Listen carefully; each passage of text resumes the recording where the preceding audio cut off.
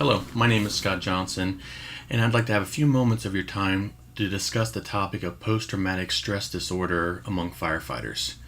It is important to note that I am not a psychologist. I have no formal education whatsoever in mental health disorders, but what I do have is post-traumatic stress disorder. Now, I've been in the fire service for over 24 years, and it hasn't been until the past 5 to 8 years that a spotlight has been put on the emotional stresses of being a first responder, including being a firefighter. The APA put out a statistic that said that 84% of all firefighters will experience some form of emotional trauma, and as a result of that, 37% of them will be diagnosed with post-traumatic stress disorder.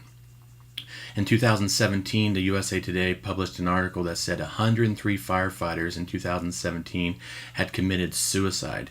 This is alarming because this was double the rate of the in-line of duty deaths of that same year.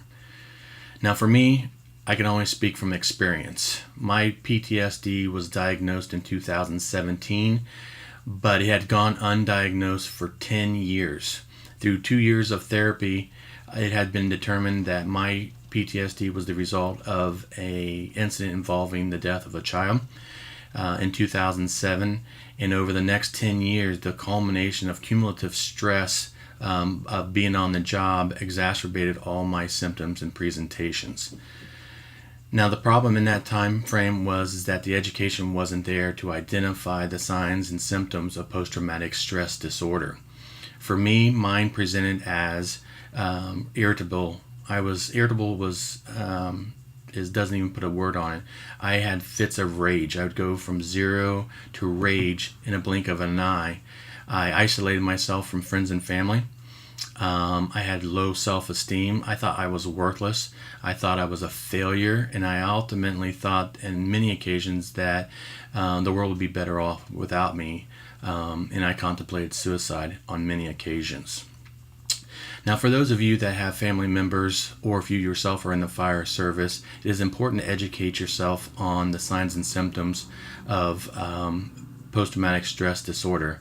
Now, there are many presentations, but I'm going to give you just some of the more common ones. So for those of you that have family members in the fire service, if you start noticing your loved one becoming isolated, isolating themselves in their rooms, losing pleasure in things that gave them great pleasure leading up to that time frame. If they're not sleeping, if they're having nightmares, insomnia is very prevalent among those with post-traumatic stress disorder. And if they're self-destructive, if they're putting themselves at an increased risk deliberately, these might be cries of help that if one of you notice could save your loved ones from years of pain or even death. For those of you who are firefighters in the fire service, if you start having intrusive thoughts, flashbacks, nightmares of certain events, if you have no feeling, you're just numb all over, you just exist and you feel like you're not living, these are all things that can be presentations of a more serious psychological problem of post-traumatic stress disorder. If this video only saves one person, if it only gets one person the help they need to keep them from living the life that I have, then this video was a success. Again, my name is Scott Johnson. I have post-traumatic stress disorder, and please educate yourselves to prevent you or your loved one from living a life with PTSD that I have.